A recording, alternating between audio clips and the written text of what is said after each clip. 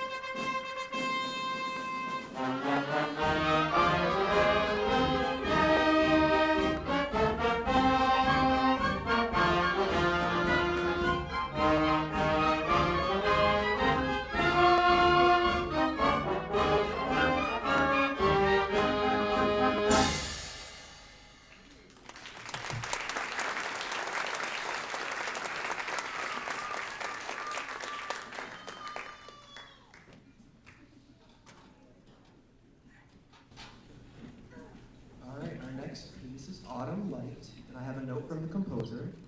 Autumn is my favorite season of year, but its meaning and symbolism are always complicated in my mind. It is a season of change, a season of colors, a season of darkness, and a season of mortality. As I have gotten older, the weight of time has grown heavier and heavier on my shoulders. We are all given one life, and no matter how well or poorly we live it, the seconds pass, the days pass, the seasons pass, and then it's over.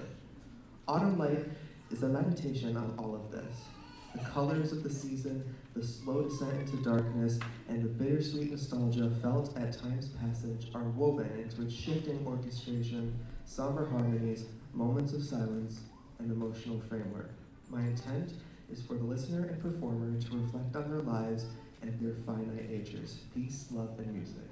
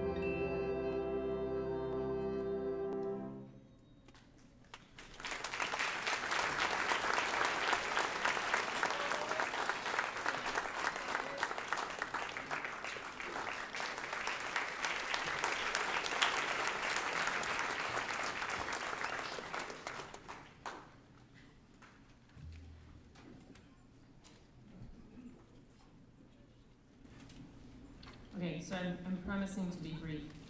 I inadvertently started a tradition many moons ago. I'm going to keep it brief in favor of our full senior recognition following a brief intermission after this performance. But in score order, the seniors in this group, and some things I think about them. Jedzia Kelsey, the organizer. Jedzia keeps me on track, and if I need someone to help put a trailer or a musical prop list in order, I know who I'm going to call. Madison Howard and Madison Lander, the Madisons. And my story goes back a ways. Who else would organize a funeral for their broken reeds? Complete with procession, eulogy, and funeral music. And I think it was Hot Cross Buns because they were in 5th grade and that was the only song they could really play. And that is a memory I will never forget, among many others. Griffin Lewis is the storyteller.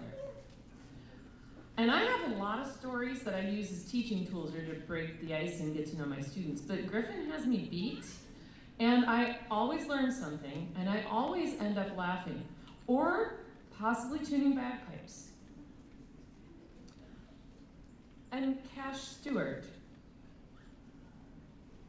Oh, that's right, we moved him to the trombone section for this one. Forgot about that. Cash is the questioner. He joined the percussion section as a junior, so he's a little late to the party, but he likes to challenge everyone. And it's infuriating. And if he uses it well, it'll become one of his greatest strengths. He forces me to think through every single decision I make. So thank you guys for being here. And there are more stories I could tell, but that would take all night. So, and Aiden's going to tell you about how this piece was voted on. Well, they kind of voluntold me.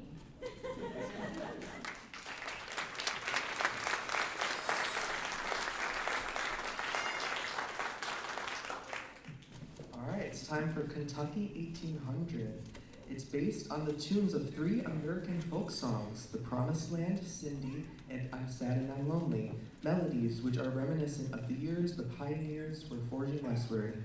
This piece has been programmed at the request of the band members of the class of 2024, as Mrs. Leska just said, many of whom played this piece in their middle school band as 7th graders.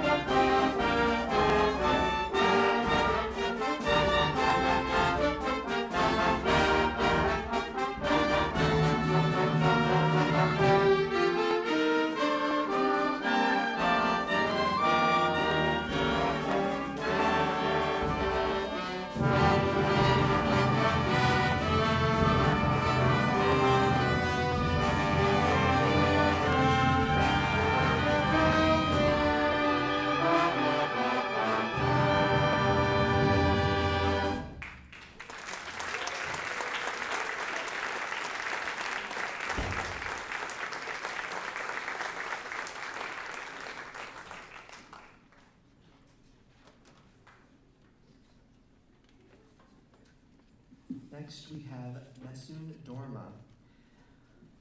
It is a tenor aria by Puccini from the opera Turandot. There we go, got it now. Arranged for a concert band. In this opera, which is set in China, the song is sung by the unknown prince who falls in love at first sight with the beautiful but cold princess Turandot. However, any man who wishes to wed Turandot must first answer her 3 riddles. If he fails, he will be beheaded. The prince guesses correctly, but the princess still recoils at the thought of wedding him. He offers her another chance. If she guesses his name by the next morning, he will allow himself to be executed. If not, she must marry him. The princess decrees that no one shall sleep until they determine the prince's name, and, in this aria, the prince first echoes this order, Nessun Dorma translates to, let no one sleep, and goes on to express his confidence that he will win her hand. And now, J. Bocook's arrangement of Puccini's Nessun Dorma.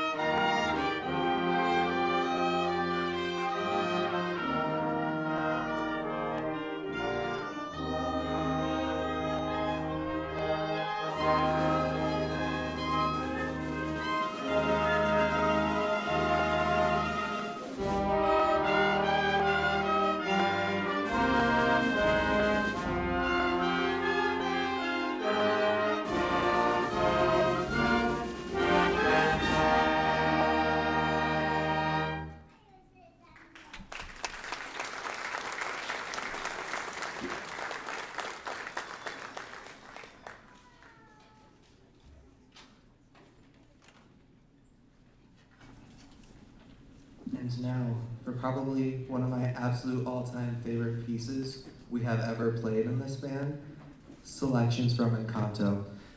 So, to conclude this band portion of our concert, our final piece takes us to the mountains of Colombia in search of a secret village protected from the outside world by powerful magic. Every day is an adventure in this Encanto, especially for the Madrigal family. Each member which has a special gift that they use to help their family and the residents of their own town.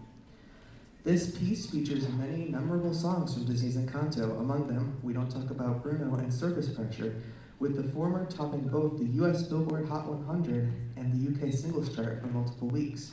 These songs, along with the Family Madrigal, Waiting on a Miracle, and the Academy Award-nominated Dos Oruguitas, makes up the medley of songs we're about to perform.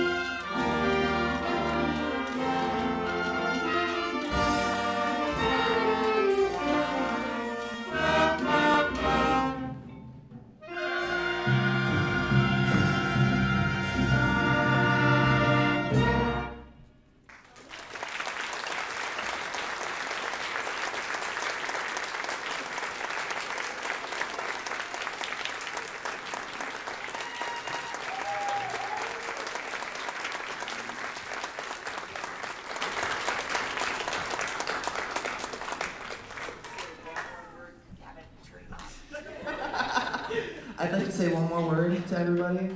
Thank you, seniors, for being probably the best seniors ever that I've ever got to play with and stuff. Even if I'm being called Ginger all day, you guys are still great. And thank you, everyone, for coming. If you're staying for the chorus concert, we're gonna have a brief intermission, and then we're gonna recognize our seniors, and then we'll go to the chorus concert. Good night, everyone. Enjoy the art show too.